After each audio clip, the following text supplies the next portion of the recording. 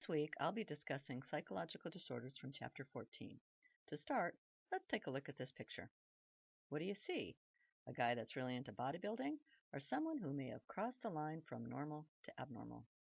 In this lecture, I'll talk about what is considered abnormal behavior, then I'll talk about the criteria used for diagnosing psychological disorders, and then we'll examine in a little detail some of the major mental disorders. I'll do a brief survey of abnormal behavior from the 5 different psychological perspectives, and then we'll do some exercises and activities about the disorders in class. First, let's define abnormal behavior or psychopathology. How is it different than normal behavior? Abnormal behavior entails behavior that causes people to experience significant distress, and I really want to stress the significant part here, and prevents them from functioning in their daily life. Some characteristics of abnormal behavior include a deviation from the average. So let's take a look at the gentleman from the previous slide. He probably would fit into this category as he is a deviation from the average. How well do you think he functions in his daily life? With his size, it might be hard for him even to get dressed. Another one is deviation from the ideal, and the ideal being something that is considered a good example of healthy functioning from a mental, emotional, or behavioral perspective. There's also the sense of personal discomfort. How intense is the suffering or distress, and how long does it last? We can also look at the inability to function effectively. Can you get out of bed in the morning if you're depressed, to go to work, or to go to school? And the last one I'll mention is that of insanity. It's entirely a legal concept. You may be surprised to know that insanity is a term that is used in the courtroom, but not in the therapeutic environment. We also don't use the term crazy. You may have encountered some distress in your life at times, but when we talk about psychological disorders, the distress and suffering is taken to an extreme degree. We can look at it from the intensity, duration, and frequency perspective. How strong is it? How long does it last? And how often does it happen? For normal circumstances, these are relatively short-lived, but for psychopathologies, the symptoms last longer, are more intense, and happen more frequently. So how do professionals define and classify psychological disorders? The Diagnostic and Statistical Manual of Mental Disorders, 5th edition, also known as the DSM-V, is considered the go-to book for mental health professionals. It describes specific symptoms and gives diagnostic guidelines for about 250 psychological disorders. It provides mental health professionals with a common language for labeling mental disorders, and it gives comprehensive guidelines for diagnosing those mental disorders. The 5th edition just came out in May of last year. Now, I don't have a copy of it yet, but I'll bring a copy of the 4th edition so you can see it for yourself. Let's take a look at the DSM-V diagnostic categories. You can see on this list the different categories, and the ones I'll be discussing for this lecture are some of the anxiety disorders, some mood disorders, a few somatoform disorders, a couple of dissociative disorders, some personality disorders, and schizophrenia. I'll be showing some video clips of some of these disorders in class so you can get a chance to see what they look like. Let's start with anxiety disorders. It's classified an anxiety disorder when anxiety occurs with no external reason or cause and affects a person's daily functioning. It's usually an unpleasant emotional state that has physical arousal and feelings of tension, apprehension, and worry. You've probably experienced anxiety yourself and might be quite familiar with the effects. It's a common experience for almost everyone, but with an anxiety disorder, it disrupts everyday activities, moods, and thought processes. A way you can think about normal anxiety versus abnormal anxiety is this. For abnormal anxiety, it's usually irrational, so anxiety responses are out of proportion to the situation. It's uncontrollable, so the person can't shut off the alarm reaction even when they know it's unrealistic, and it's disruptive, so it interferes with relationships, work, school, and everyday activities. There are 4 types that I'll talk about briefly: phobic disorder, panic disorder and panic attacks, generalized anxiety disorder, and obsessive-compulsive disorder. Under the umbrella of anxiety disorder is phobic disorder. This is when you experience intense irrational fear of a specific object or situation. Take, for example, if you had a fear of bridges. In this particular area, that could pose a bit of a problem in getting around, especially if it involved having to drive over a bridge to get to work or school or the grocery store. Think about living in Fall River and driving over the bridge to get to Providence or to Somerset. People can have a phobia with just about anything. I once had a student in class who had a phobia with butterflies. She couldn't be around butterflies. It scared her to death. You or someone you know may have a phobia. Could be a spider or even a clown. These are pretty classic ones. I'll share some more phobias with you in class. Another anxiety disorder is panic disorder. It's a disorder where an individual experiences frequent and unexpected panic attacks. Panic attacks are sudden episodes of extreme anxiety that quickly escalate in intensity with a sense of doom from an unknown source.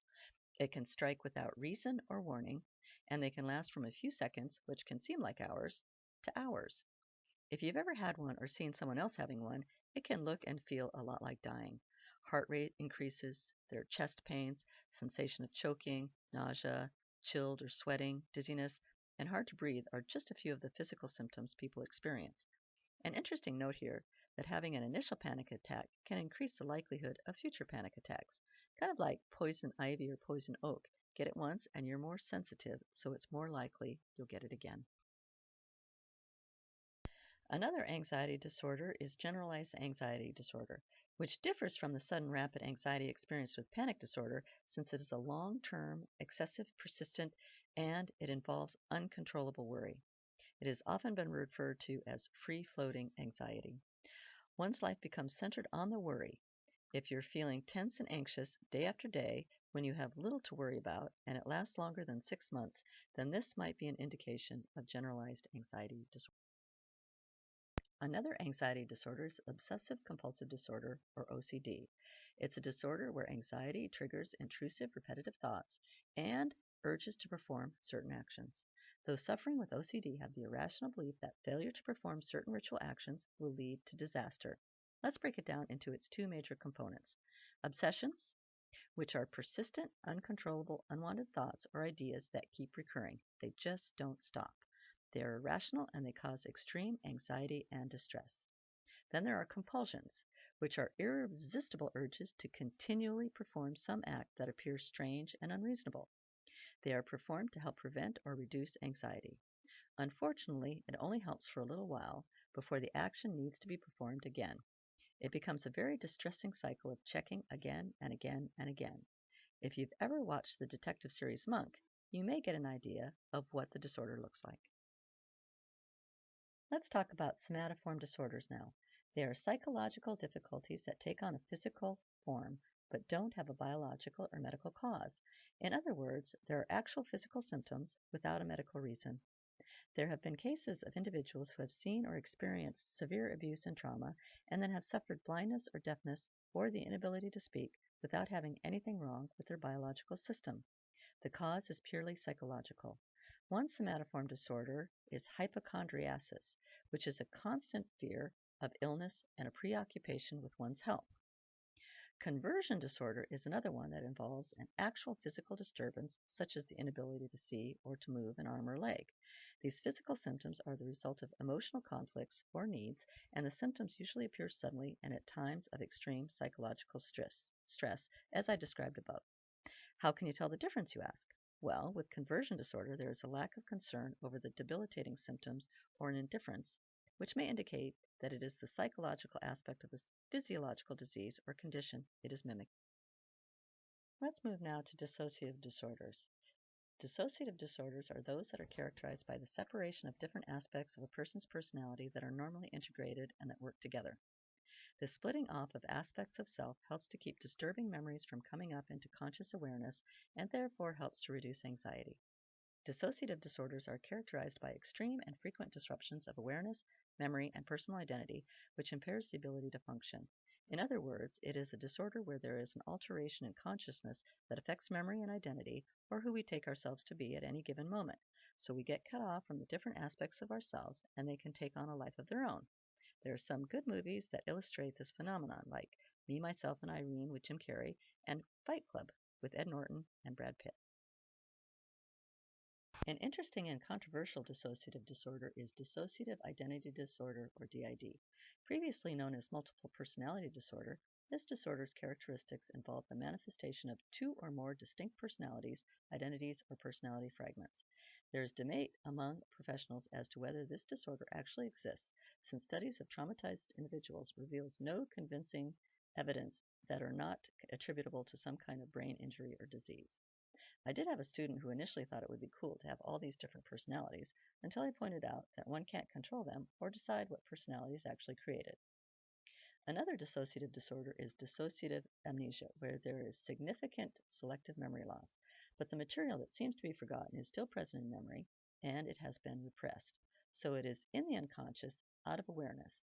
It is usually associated with a stressful or traumatic event, as a lot of psychological disorders are, and it leaves the person unable to remember important personal information. This disorder goes beyond normal forgetfulness and includes gaps in memory for long periods of time or memories of what happened during the traumatic event. Dissociative fugue is an interesting one as well. It is a state where one can go on sudden impulsive trips and sometimes even assume a new identity. I had a client once who went into a fugue state, got on a plane, and went to Europe, leaving her husband and children at home. She totally forgot she had a family and started living a new life in France. After a few months, she suddenly remembered, possibly triggered by something in her environment, that she had a life back here, and she returned home. Mood disorders are disturbances in emotional experiences that are severe enough and strong enough to intrude on day-to-day living. They are also called affective disorders, and they involve persistent feelings of sadness or periods of feeling over-the-top happy, which is called mania. And there are also fluctuations between the two, which I'll talk about in just a minute. With mood disorders, people lose touch with reality, and it can be life-threatening, as in the case of suicidal thoughts and actions. The most common mood disorders are depression, mania, and bipolar disorder. Let's look at depression first. Major depression is a severe form of depression that interferes with concentration, decision-making, and sociability. Depression is a pretty normal reaction to certain events that happen in life, but it becomes a pathology when it becomes severe enough to cause intense suffering, even to the point of losing the will to live. Mania is usually described as an extended state of intense wild elation. It includes symptoms like racing thoughts, talking very fast, inflated self-esteem or grandiosity, increased reckless behavior, and distractibility. It may initially sound good, given that you might feel really good and you have a lot of energy, but when it is uncontrollable and lasts for an extended period of time, it can have some severe consequences. Take, for example, reckless behavior. This can include dangerous driving because you may be thinking you're indestructible, or you may go on lavish spending sprees, engage in impulsive sexual acts, or make some bad decisions that could seriously affect your life.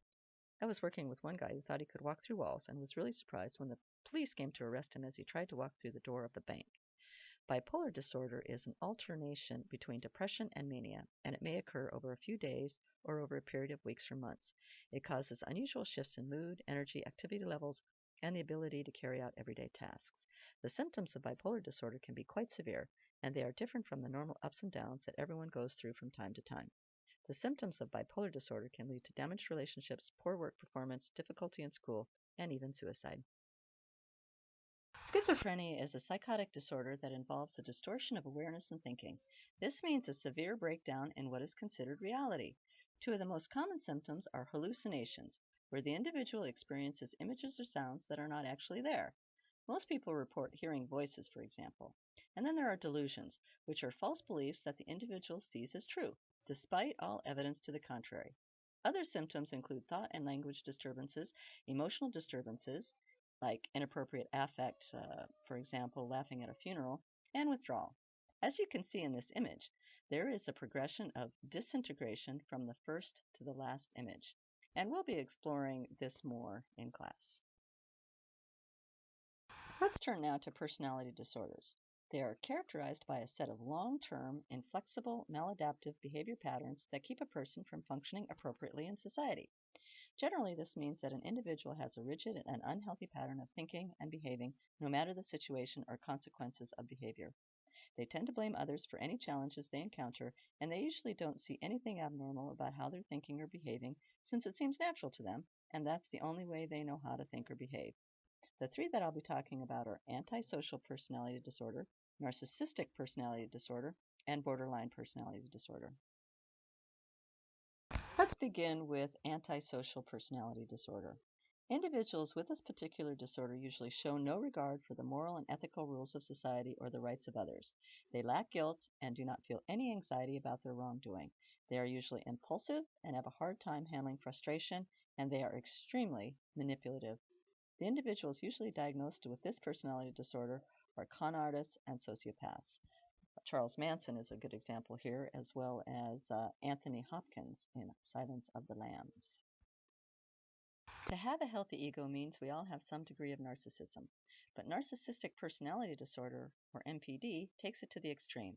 It's a disorder that is characterized by an exaggerated sense of self-importance and a deep need for admiration. Individuals with this disorder believe that they are superior to other people and they expect special treatment from others. Rather than caring about relationships, they want to know what other people can do for them. They have little regard for others people's feelings, which means they have the inability to experience empathy for others. An interesting thing about individuals with MPD is that they are vulnerable to the slightest criticism. So if they get challenged, they fly into what's called a narcissistic rage, which is seen as a threat to the individual's self-esteem or self-worth or self-identity. Donald Trump and Paris Hilton might be some good examples here. Individuals diagnosed with borderline personality disorder have difficulty developing a secure sense of who they are, so they tend to rely on relationships with others to define their identity, which leads to unstable interpersonal relationships. They experience emotional volatility, which leads to impulsive and self-destructive behavior like cutting or drug abuse, or suicidal gestures, for example. And they typically engage in these behaviors as a way to manipulate others. They usually feel empty and alone with a poor self-identity, so that leads to conflictual relationships with others, where they will go from idealizing a person to degrading and shaming them. We'll spend quite a bit of time in class exploring these different psychological disorders, so come prepared with any questions you may have. That's it for now.